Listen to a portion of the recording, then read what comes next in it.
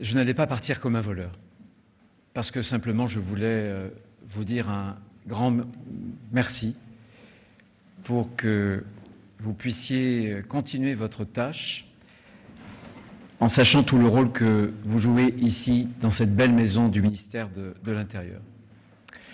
Je voudrais m'adresser, à travers vous, à toute la grande famille du ministère de l'Intérieur. Je pense, parce que je vois les uniformes, aux policiers. Je pense aux gendarmes. Je pense à la sécurité civile. Je pense, Monsieur le secrétaire général, à toutes nos directions. Je pense au corps préfectoral. Je pense à tous les agents de l'administration territoriale de l'État, à toutes celles et ceux qui, dans le quotidien, ont essayé de me rendre la vie plus facile. Je pense à l'intendance, au secrétariat, bien sûr à mon cabinet, à mon cher directeur de cabinet, cher Franck, et à vous tous. Et je voudrais vous dire ceci, avec mes mots, avec des mots très simples. Avoir été, pendant ces 12 mois, votre chef, aura été le plus grand honneur de toute ma vie. Parce que, pour moi, vous incarnez la République exemplaire, pour beaucoup d'autres raisons aussi. Mais d'abord parce que vous incarnez la République exemplaire. C'est vous qui protégez nos compatriotes, les Français, quand tant d'autres se protègent. C'est vous aussi qui portez ces si belles valeurs, simples, mais à la fois si vraies, la loyauté d'un engagement, la fidélité à un idéal, la sincérité d'une parole donnée.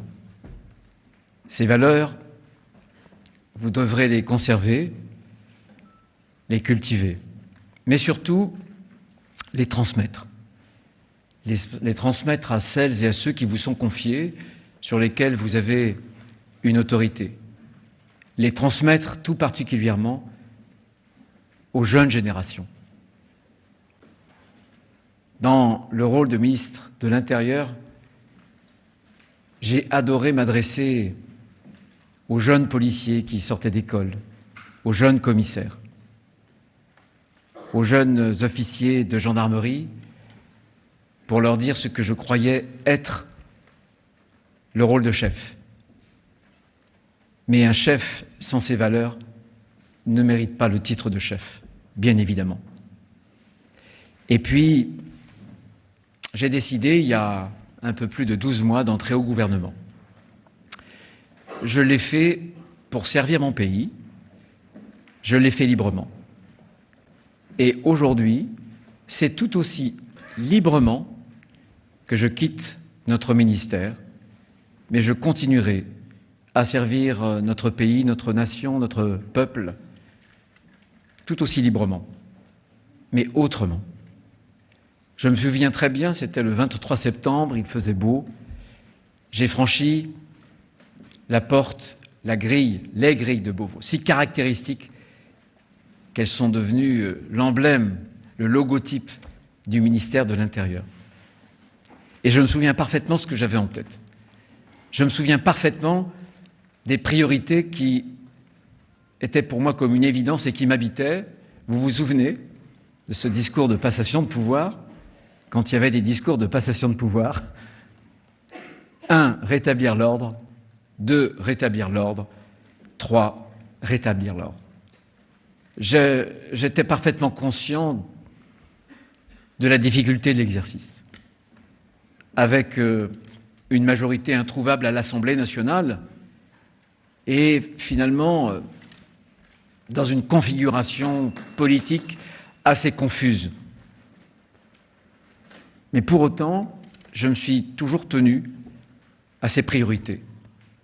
Et avec vous, dans le quotidien, nous avons passé 12 mois à lutter pied à pied, à batailler, pour que malgré les obstacles, les difficultés, les limites dont je chantais la morsure quotidienne, nous puissions avoir des résultats.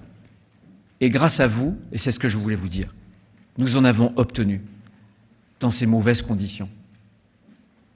Sur le front de l'immigration, nous avons, malgré la fermeture de l'Algérie, réussi à augmenter considérablement les éloignements à tel point que nous sommes désormais des 27 pays européens le premier rang pour les éloignements. En quelques mois, jamais en France nous avions réussi à diminuer autant les naturalisations. Et nous avons augmenté non seulement les éloignements, mais aussi 38% de plus pour diminuer, si j'ose dire, les régularisations. Donc nous avons obtenu des résultats. Je ne reviendrai pas, je ne les égrenerai pas sur le plan de la sécurité, simplement un point qui me tenait à cœur, et vous le savez parfaitement, c'est le narcotrafic. C'est la loi narcotrafic. J'ai eu la chance, finalement, et le privilège d'assister à sa naissance au Sénat lorsque j'avais lancé la commission d'enquête, et j'étais au banc du gouvernement lorsque, à l'unanimité, elle a été votée au Sénat, puis à une très large majorité à l'Assemblée nationale. Croyez-moi, ce texte-là, les armes qu'il va donner à l'État, et notamment la nouvelle organisation, c'est un changement de donne. Quand je discute avec la police nationale, la DNPJ, la gendarmerie nationale, quand je vois les résultats que nous avons presque quotidiennement dans la lutte, le combat contre le narcotrafic, qui est devenu un combat existentiel. Les Français ne sont pas conscients des résultats qu'on engrange chaque semaine. Je suis sûr que dans 1 an, au plus 2 ans, nous viendrons à bout de la DZ Mafia. Donc nous avons fait des choses, nous avons obtenu des résultats, mais nous avons dit les choses aussi. Je me suis efforcé, dans cette responsabilité politique qui était la mienne, d'agir sur le réel, mais aussi de rétablir le sens et la vérité des mots. Parce que je pense que la crise de la démocratie, c'est aussi la crise de la parole publique. Quand les mots n'ont plus de sens, quand on veut travestir leur sens, quand on veut euphémiser leur portée ou la travestir. J'ai voulu redonner toute la puissance à ces mots-là. C'était pour moi fondamental pour réaligner finalement la parole publique sur ce que ressentent les Français. C'est pour moi la condition de l'action politique. C'est pour moi la condition pour qu'on puisse renouer avec la confiance du peuple. Ces mots, vous les connaissez. Sur l'immigration, j'ai assumé de dire que désormais, ça n'était plus une chance pour notre pays parce que les désordres migratoires conduisent au désordre sécuritaire. L'état de droit doit rester un cadre juridique et certainement pas un cadre idéologique.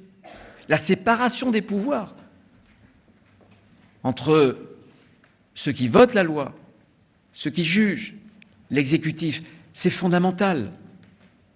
La démocratie doit s'accorder avec l'état de droit. La souveraineté populaire est la source, dans une démocratie, de l'état de droit. Puis la liberté. Liberté chérie, j'écris ton nom. La liberté qui est le premier mot de notre devise républicaine. Qu'en a-t-on fait? Qu'a-t-on fait des promesses de ce beau mot, la liberté? Quand au nom de la liberté, j'ai vu tant d'individus dangereux, relâchés, et trop de vies amputées ou même parfois volées. Nous avons agi, nous avons assumé de bouger les lignes dans le débat public. Et je pense que ces lignes que nous avons bougées, c'est définitif. Personne ne pourra revenir sur ces lignes que nous avons réussi à bouger dans le débat public, sauf à se mettre de façon orthogonale vis-à-vis des Françaises et des Français. J'en suis convaincu.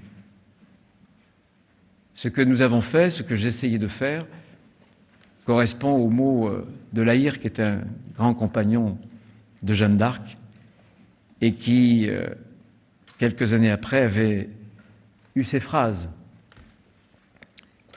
J'ai fait tout ce qui était possible de faire. Et pour le reste, j'ai fait tout ce que j'ai pu. Cette phrase correspond assez bien, je crois, à ce que nous avons ensemble essayé de faire.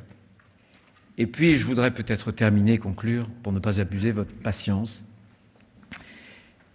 Évidemment, je pense profondément qu'il y a une vérité que les Français doivent savoir. Le ministère de l'Intérieur ne peut pas, à lui seul, porter cette question du rétablissement de l'ordre public. Parce que l'ordre, ça doit être l'affaire de tous. Parce que l'ordre, ça doit être assumé par tous. Évidemment, aux côtés de la justice. Évidemment. J'en ai trop vu pour me taire. Trop de violents, interpellés grâce à nos forces de sécurité intérieure, jugés, y compris en écopant des peines de prison et qui ne feront pas un seul jour de prison. Trop de violeurs, eux aussi condamnés à des peines carcérales et qui ne feront pas la totalité de la peine pour laquelle ils ont été condamnés.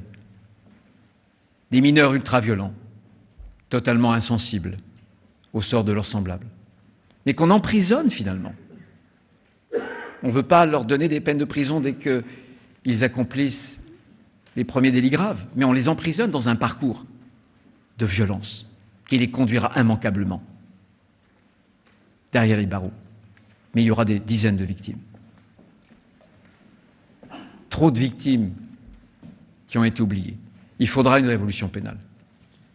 Et je sais que ces convictions sont aussi partagées par le garde des Sceaux, mais veulent l'accompagner dans les efforts qu'il pourra déployer. L'ordre, c'est une question aussi de compte public. Ce n'est pas évident au départ de lier l'ordre public et les comptes publics.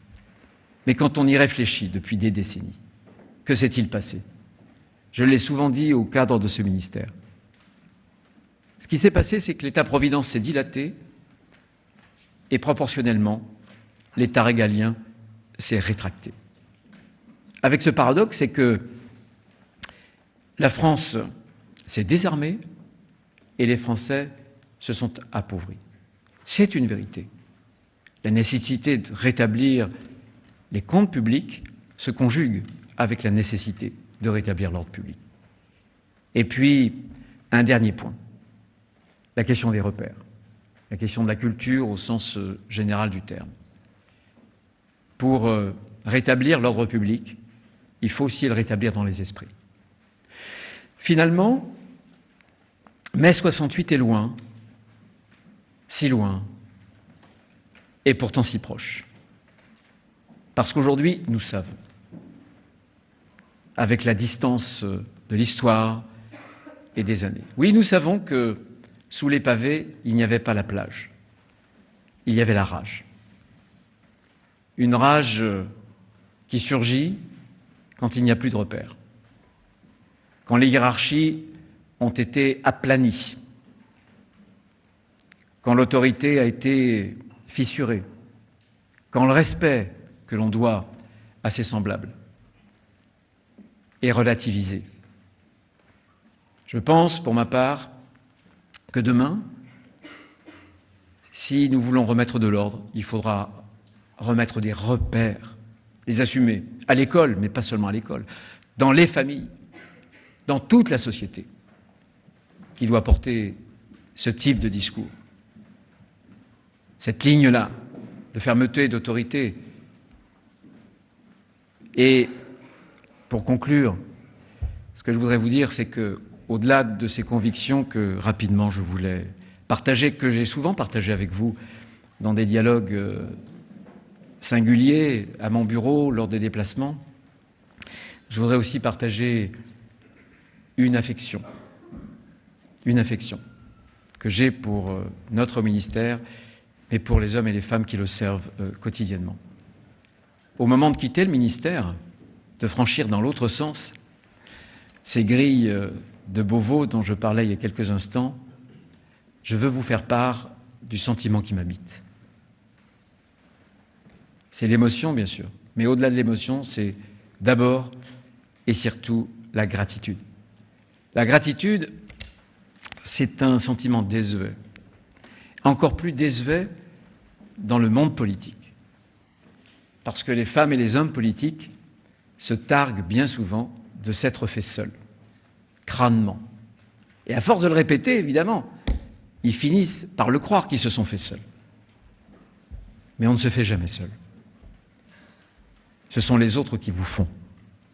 Et c'est vous qui avez modelé, jour après jour, nuit après nuit, parfois aussi, le ministre de l'Intérieur que j'ai été. Je voulais vous en remercier. J'ai beaucoup aimé cette maison, la droiture qui la tient, le courage qui l'habite, les hommes et les femmes qui la servent.